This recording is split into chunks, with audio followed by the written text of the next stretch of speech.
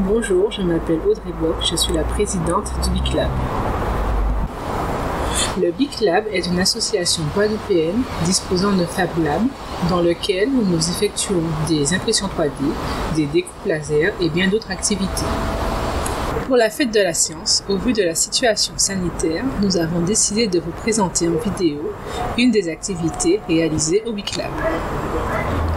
J'ai donc fait appel à 2 membres du BIC Lab, professionnels de la robotique et de la réalisation d'objets connectés pour la surveillance des écosystèmes, afin de vous présenter la réalisation ici en Guadeloupe d'une caméra connectée et intelligente. Je vous invite donc, pour toutes celles et ceux que cela intéresse, enfants, parents, enseignants, à nous rejoindre au BIC Lab une fois que la situation sanitaire le permettra. En attendant, nous qu'à souhaiter les autres une belle fête de la science 2020. Bonjour, je suis Olivier Watté, je m'occupe des aspects programmation et méthodologie d'acquisition et de traitement de données. Bonjour, je m'appelle Audrey Robinel et je m'occupe surtout des aspects robotique et intelligence artificielle.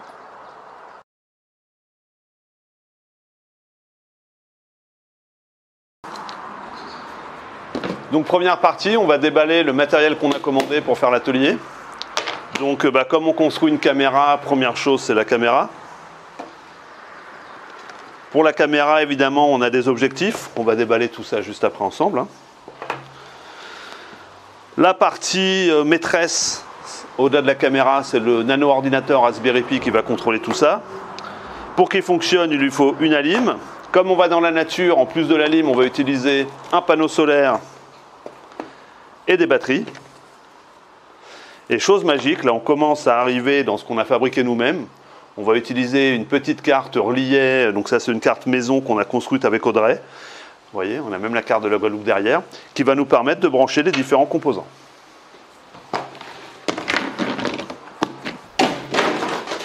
Donc tout le matériel nécessaire est maintenant sorti, et on va ouvrir ensemble les boîtes pour regarder ce qu'il y a dedans. Premier élément, la caméra. Donc ça c'est une caméra de très grande qualité, sur laquelle on va pouvoir adapter des objectifs différents, selon ce qu'on voudra filmer.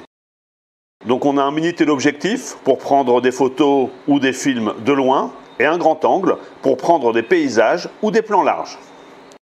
Donc la caméra se branche sur un Raspberry Pi. Les Raspberry Pi sont des nano-ordinateurs comme ceux qu'on utilise dans les smartphones ou les tablettes, sans l'écran, sans rien. Et donc sur le Raspberry Pi, j'ai tout ce qu'il faut comme sur un ordinateur pour brancher de l'USB, du réseau, etc. Et la petite nappe qui va me permettre de brancher la caméra. Évidemment, pour faire fonctionner tout ça, il me faut de l'énergie. Donc j'ai un chargeur USB classique, mais pour aller dans la nature où je n'ai pas d'électricité, j'ai aussi un système avec des batteries et un panneau solaire. Voilà, donc là j'ai tout le matériel qu'on a acheté. Et tout à l'heure, on va voir au niveau de l'assemblage que je vais rajouter dessus la petite carte qu'on a fabriquée nous-mêmes qui va me permettre de brancher, en plus de la caméra, différents capteurs qui me permettront d'enregistrer la météo, la température, le niveau d'humidité, etc.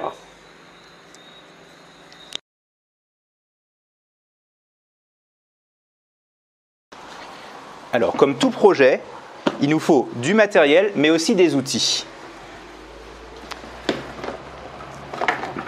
Voilà la petite carte qu'on a vue tout à l'heure. Cette carte va nous servir à connecter des capteurs. Qu'est-ce que c'est qu'un capteur? Un capteur, c'est un élément, un composant électronique qui mesure des choses. Ici, 2 capteurs. On a notre capteur infrarouge qui détecte le mouvement. S'il y a quelque chose, il filme. Quelque chose passe devant, il filme. Quand il n'y a plus rien, il ne filme plus. On a aussi un second capteur. Où sont les ciseaux? Un second capteur qui est une mini station météo.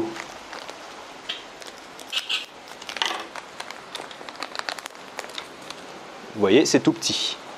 Donc ces capteurs, on va chercher à les connecter à notre mini ordinateur en utilisant cette carte.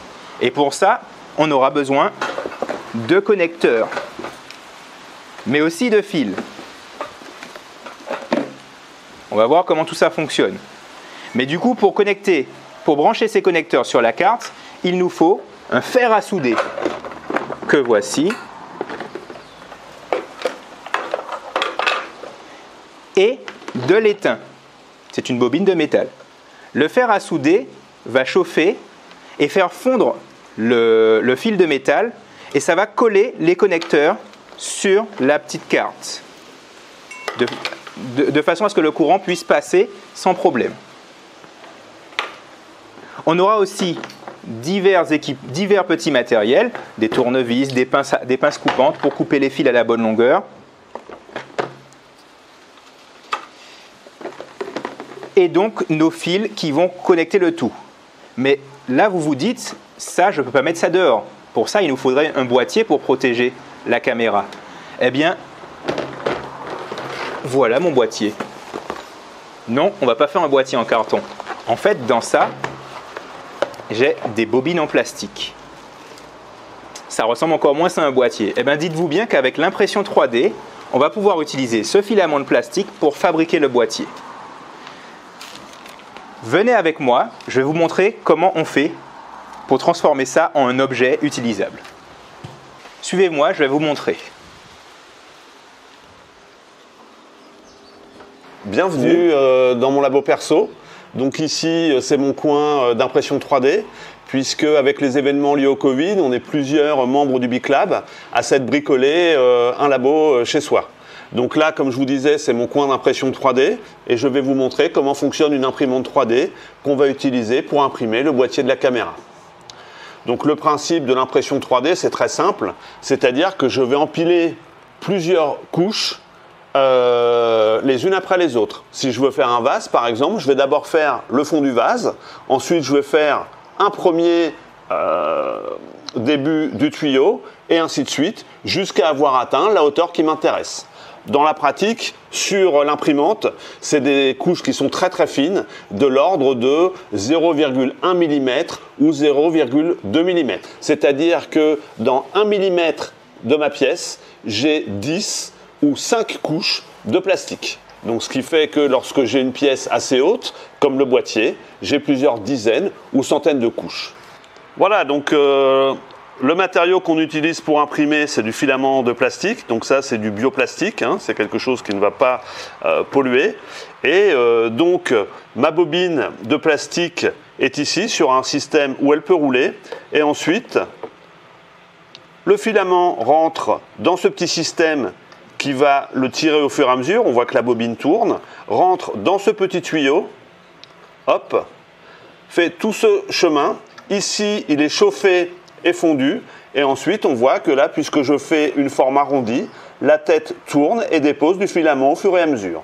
Et comme je vous disais tout à l'heure, lorsque un niveau entier est fait, hop, ici on a une roue qui va monter d'un niveau la tête de filament, on appelle ça la buse.